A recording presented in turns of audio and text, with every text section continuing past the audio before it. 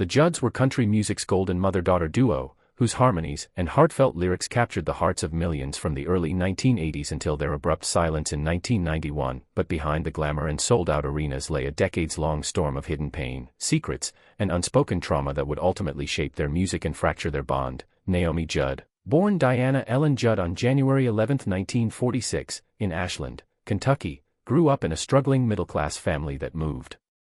constantly across the South, enduring poverty and hardship, and at age 3 contracted polio, leaving her with a lifelong limp that became a symbol of both determination and self-consciousness. While her early life was further marked by an abusive teenage marriage to Michael Simonella, producing daughters Winona, born May 30, 1964, and Ashley, forcing Naomi into years of survival work, low-paying jobs, and secrecy, all while hiding bruises and emotional scars that would echo into her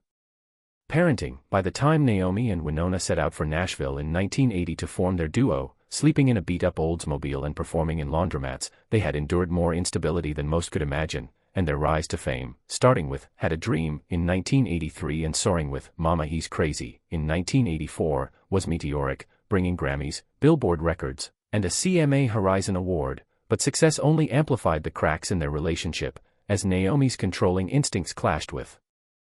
Winona's growing need for independence, leading to emotional tension, eating disorders, and backstage fights that no audience ever saw. Behind the hits of Why Not Me, Heartland, and the Judds' sold-out tours, Naomi silently battled hepatitis C, contracted in 1979, along with severe depression, anxiety, and later, the hidden aftermath of electroshock therapy from the 1980s. While Winona grappled with the revelation that Michael Simonella was not her biological father and years of emotional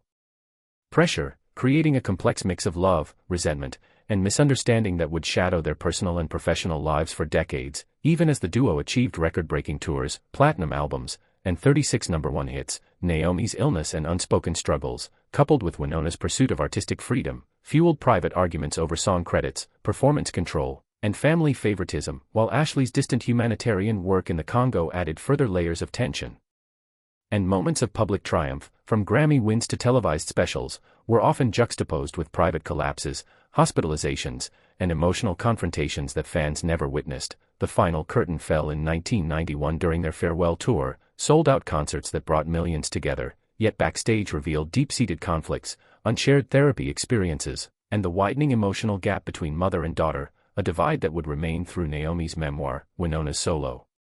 career, and years of partial reunions, reality shows, and public disputes over music royalties, until Naomi's tragic suicide on April 30, 2022, one day before her Hall of Fame induction, exposed the full weight of decades-long depression, PTSD, and chronic illness. In the aftermath, Winona and Ashley began to confront their family's hidden wounds, creating podcasts and tours dedicated to mental health awareness, sharing childhood abuse, the impact of fame, and the long shadow of emotional neglect, while Winona transformed her pain into purpose, raising over $1 million for suicide prevention and using her story to encourage others to speak openly, proving that behind the glittering success of the Judds' record-breaking careers, the private struggles, secrets, and emotional scars endured by Naomi and her daughter shaped not only their music but their lives, leaving a legacy that is as heartbreaking as it is inspiring, reminding fans that even the brightest stars can hide